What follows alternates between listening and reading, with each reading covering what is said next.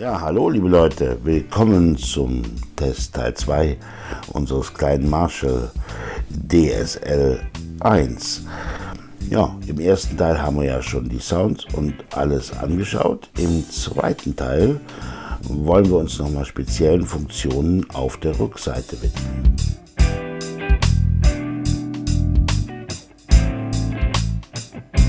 Also einmal drehen bitte.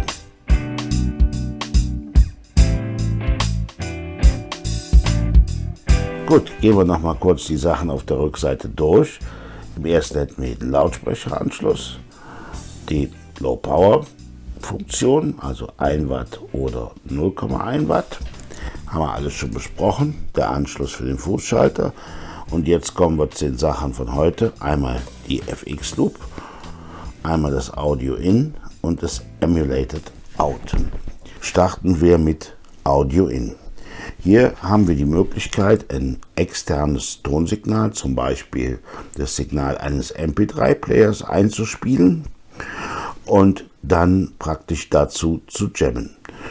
Dazu muss ich meinen MP3-Player oder was auch immer ich habe, in ein stereoförmiges Kabel unterbringen. Das kann also so ein normales Mini-Klinkenkabel sein, was ich dann praktisch vom Kopfhörerausgang meines kleinen MP3-Players oder whatever nehme und dann hier hineinbringe. Zack. Dann wird dieses Signal hier reingespielt und kommt wieder raus, nur über den Emulated aus. Ja, also dieses Signal, was hier hineingeht, kommt nur hier wieder heraus, nicht über die Boxenausgänge. Ich kann dieses Signal im Inneren des Amps nicht laut oder leiser machen. Das heißt, die Regulierung der Lautstärke muss ich einzig und alleine über meinen MP3-Player oder was auch immer ich als Tonquelle benutze, einstellen. Emulated Out ist praktisch ein frequenzkorrigierter Ausgang, mit dem ich jetzt eigentlich meinen Kopfhörer anschließen könnte, sollte. Kopfhörerstecker, ja, so einstecken und jetzt höre ich auf meinem Kopfhörer das Signal, was hier rauskommt, gegebenenfalls Mix mit dem, was ich über das Audio In einbringe. Jetzt kann ich diesen Ausgang natürlich auch benutzen, um Aufnahmen zu erzeugen. Das heißt, um über diesen Ausgang ohne Lautsprecher direkt in einen Pult zu gehen oder zum Beispiel auch in ein Interface, um damit Aufnahmen zu machen. Das werden wir auch nachher tun, um die Qualität dieser Speaker-Simulation hier zu testen. Und dazu werde ich dann ein Y-Kabel verwenden. Ein Y-Kabel hat im Prinzip eine Klinke Stereo und verteilt die auf 2 Monoklinken, sodass ich damit in mein Pult gehen kann. Meins kann ich zum Beispiel hier von Mini-Klinke umsetzen auf die große Klinke. Also hier rein und dann kommen diese beiden in mein Mischpult und damit nehme ich dann den Sound auf in die Kamera. Okay, bevor es mit dem Test losgeht, ein paar kleine Bemerkungen zum Testaufbau. Ich blende euch dazu mal ein kleines Chart ein. Also wir gehen einmal von dem Emulated Out des Marshall direkt mit einem Stereo-Kabel, mit einem Y-Kabel in einen Stereo-Eingang des Tascam, also des Mixers, mit dem Boxensignal. Aus der Boxenausgang des kleinen Marshall gehen wir dann zunächst in die Redbox. Das Boxensignal wird durch die Redbox durchgeschliffen und landet dann letztendlich im Torpedo Cap M Plus. Auch dort wird es wieder durchgeschliffen und geht dann bis zur Marshall Box, der 2x12er Marshall Jubilee Box, vor der sich 2 Mikrofone befinden, das SM57 und das Behringer B906. Aus dem Marshall haben wir dann praktisch direkt dieses Signal, was direkt emulated ist aus dem Marshall, und da vergleichen wir dann einmal mit dem Emulated Signal aus der Redbox und mit dem Emulated-Signal, was aber praktisch ein IR-Response ist. Und wir vergleichen es mit den beiden Mikrofonsignalen, die wir an der Marshall-Box abnehmen. Jetzt möchte ich noch eine kleine Bemerkung machen zum CAP-M Plus, der IR. Das CAP-M Plus läuft in die Wall of Sound Software und in der habe ich natürlich ganz viele Möglichkeiten, den Klang noch zu beeinflussen. Wie ihr aber hier sehen könnt, habe ich das eigentlich alles ausgeschaltet. Die Raumsimulation ist aus. Vor- und Endstufe sind natürlich aus, das Noise Gate ist aus und ich habe letztendlich auch nur ein einziges Mikrofon benutzt, nämlich ein SM57 und vor der Marshall Jubilee Box, die hier emuliert wird. Ja, ich habe also nicht noch ein zweites Mikrofon.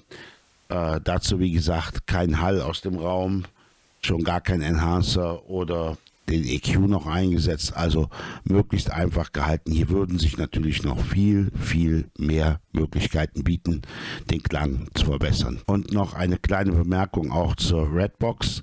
Die Redbox habe ich schon seit Anfang der 90er Jahre. Das ist die MK1, also die erste Generation, die 1989 auf den Markt kam. Die Technologie war damals wegweisend. Ich habe mir die gekauft, immer mal als Backup zum Abnehmen in Kneipen, bei Kneipengigs. Ehrlich gestanden habe ich sie relativ selten eingesetzt. Wie gesagt, die Technologie ist sehr alt und ist natürlich heute mit den neuen Modellen, ich glaube mittlerweile gibt es von Eugene Kettner die MK5, also die 5. Generation, mit Sicherheit besser und anders. Noch eine kleine Bemerkung zum Einsatz kommt heute hier die gute Les Paul Studio von 1996. Gibt es ein schönes Video drüber, über die Gitarre selber und auch ein schönes Vergleichsvideo, wie ich finde, mit der Harley Benton SC450, auch einer P90 Les Paul Kopie. Ich nehme diese Gitarre heute extra, damit niemand sagt, okay, der Klang ist so komisch, weil es an der Budget-Gitarre liegt. Nein, heute nehmen wir das teuerste, was Toco im Hause hat. Okay, jetzt aber rein in den Test. Wir starten zunächst mit einem Clean Sound. Da der Marshall nicht 100% clean ist, nehme ich mit der Gitarre zurück. Ich mache euch mal ein Beispiel voll aufgedreht.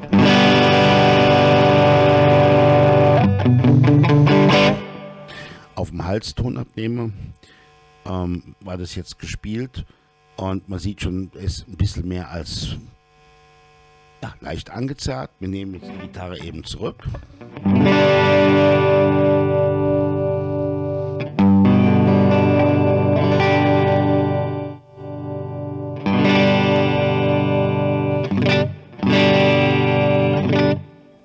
Bis sie dann schön aufgeklärt ist, was mit der Gitarre hier fürchterlich gut geht.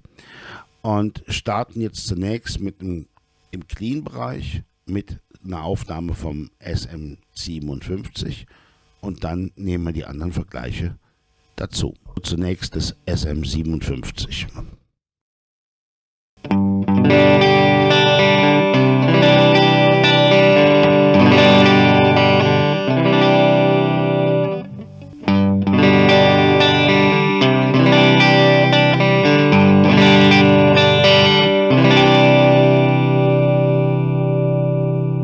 Im Vergleich das Signal direkt aus dem Marshall.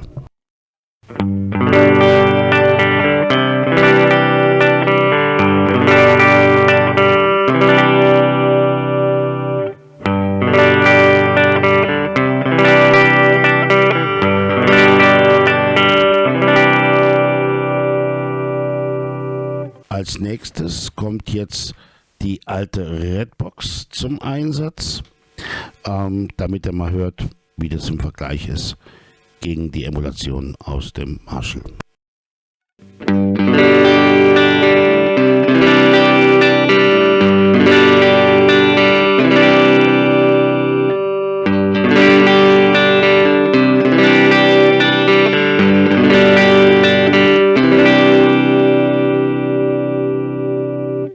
Als nächstes nehmen wir jetzt die Impulse Response aus dem CAP-M Plus.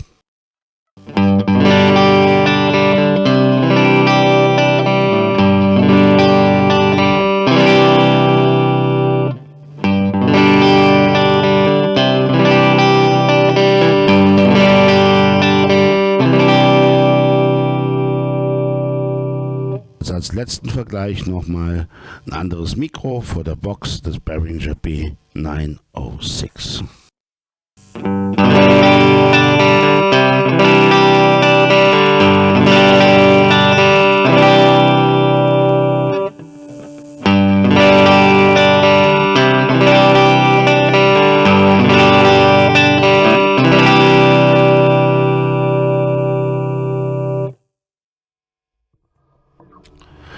Jetzt gehen wir in den Kranzbereich und ja, so hört sich das an. Voll aufgedreht, es ist immer noch der Clean-Kanal von Marshall und wir starten wieder mit dem SM57.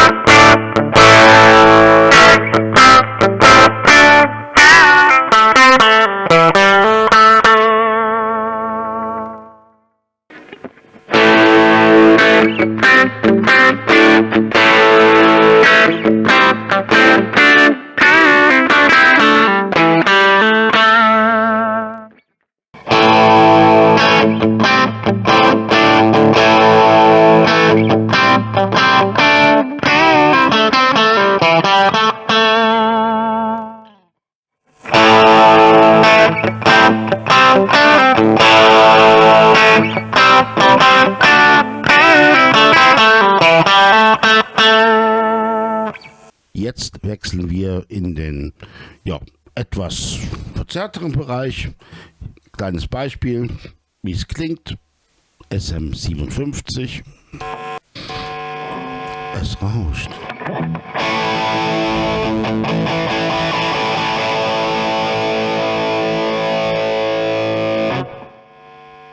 Okay, wir starten noch mit dem SM57. Wie gesagt, keine Noise Gates, nichts weiter drin.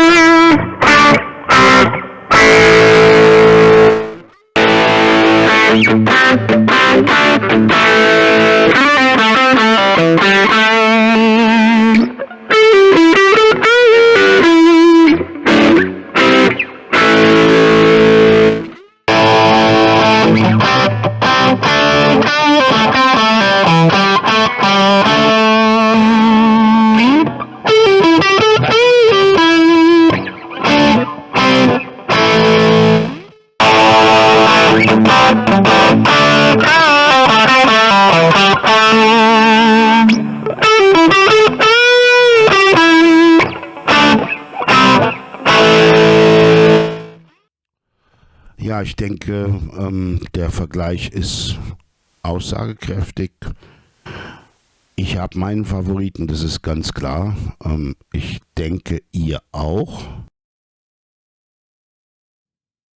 Ja, ich glaube, am Ende des Tages ist die Simulation aus dem Marshall die schlechteste von allen. Auch noch weit hinter der MK1 von Eugene Kettner.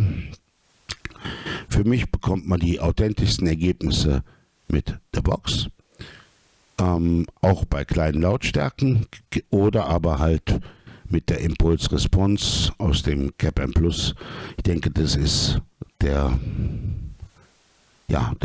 was die Zeit heute eigentlich bringen kann. Das mit dem Marshall DSL 1 und seiner Boxensimulation hat ja nicht wirklich so richtig gut geklungen. Jetzt habe ich mir gedacht, ich nehme mal einen kleinen Konkurrenten, den ich noch hier habe, den Blackstar RTH 1, auch ein 1 Watt Verstärker. Und den zeige ich euch jetzt mal. Ja, der sitzt jetzt hier oben auf dem Marshall drauf. Der hat auch ein Emulated Out, einen Kopfhörerausgang. Der hat im Gegensatz zum Marshall eine große Klinke. Ist also ein bisschen robuster und er schaltet den Amp dann automatisch stumm. Und da wollen wir doch mal hören, ob da Vergleichbares rauskommt oder ob das Ergebnis hier besser ist. Ansonsten gleicher Aufbau. Auch der kleine Zwerg kann nicht richtig clean, aber so ist er im voll aufgedrehter Gitarre.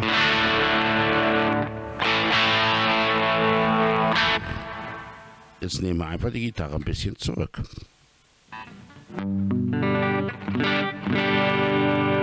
So, dann hören wir mal, wie die Boxensimulation hier klingt.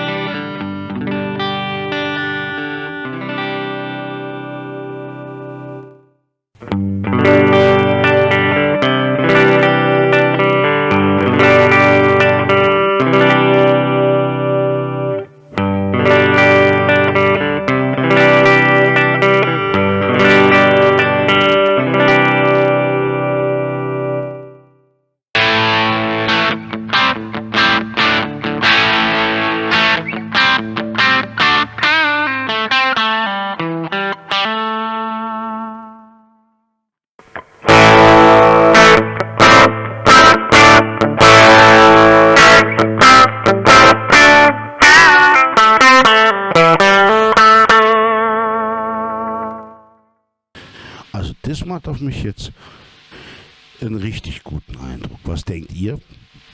Ich glaube, ich sollte mal ein kleines Shootout mit den beiden Amps machen. Was haltet ihr davon? Jetzt testen wir noch mal kurz den Effekt-Einschleifweg. Dafür habe ich mein altes Digital-Delay eingeschliffen in Send and Return. Und hören wir mal, wie der Effektweg vom Marshall das verarbeiten kann.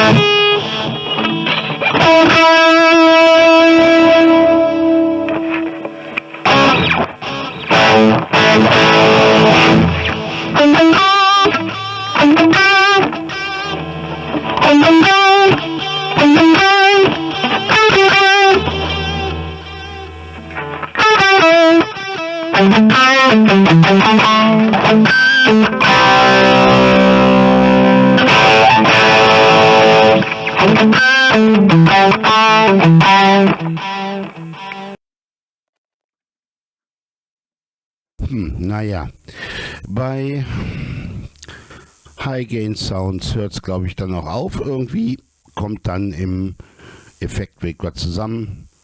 Zu viel Nebengeräusche. Da funktioniert dann nicht mehr gut. Bis ungefähr 2 Uhr das Gain. Dann geht's noch.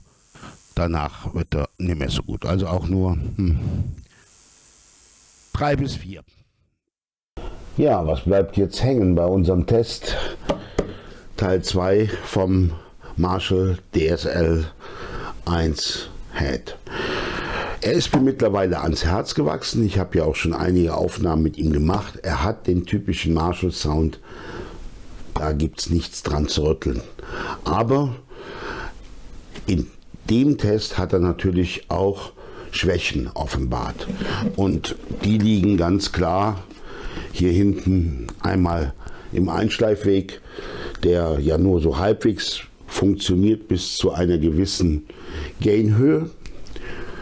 Und dann versinkt alles im Rauschen und in Nebengeräuschen. Die Nebengeräusche im Übrigen sind echt ziemlich stark bei diesem kleinen Verstärker.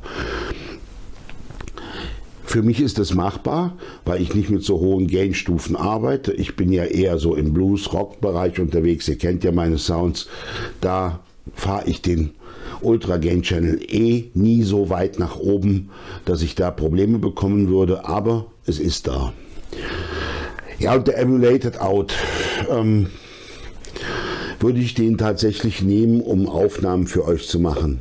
Nein, definitiv nicht. Man kann ihn benutzen, man kann damit üben, man kann einen Kopfhörer reinstecken, ein paar Licks runterziehen, clean, geht sowieso, verzerrt. Naja gut, man kann noch ein bisschen am Equalizer drehen. Es geht, aber schön ist anders. Und ich würde ihn wirklich nicht einsetzen, um hier für euch Aufnahmen zu machen, im Kanal zum Beispiel, oder Aufnahmen zu machen, wenn ich Songs aufnehme. Der Blackstar ist auch nicht toll in seinem Ausgang. Ich finde den zu höhenreich und auch zu scharf. Aber letztendlich ist das Grundsignal, glaube ich, besser zu gebrauchen als das hier aus dem Marshall. Ja, also was bleibt hier? Das, was wir heute getestet haben, Effektweg und Emulated aus, maximal eine 3 bis 4, vielleicht auch nur eine 4 bis 5 als Schulnote. Das ist wirklich nicht so doll, aber ansonsten bleibt der Kleine hier trotzdem vom Sound her mir sehr gewogen. Und ja, die Idee reift immer weiter. Eigentlich brauche ich keine 2 kleinen Amps, sondern nur einen. Also werde ich wohl ein Shootout machen. Wer noch Interesse hat, das Thema weiter zu beleuchten, ich habe einen Film aus Mitte 2021 gemacht, wo ich dieses Lavalier-Mikrofon hier teste, das T-Bone, und im zweiten Teil des Tests habe ich dort auch nochmal einen Vergleich zwischen Hughes Kettner Redbox gemacht und den IRs. Hört euch das eventuell auch nochmal an, schaut euch das nochmal an, wenn ihr weitergehend zu dem Thema Emulated Out was haben wollt. Ja, ansonsten, wie immer, bedanke ich mich für eure Zeit, bedanke mich fürs Zuschauen. Wenn ihr dürft, gerne einen Daumen hoch da lassen und natürlich auch gerne den Kanal abonnieren. Und ansonsten, wie immer, bleibt gesund, bleibt fröhlich, bleibt musikalisch. Bis bald, euer Toko.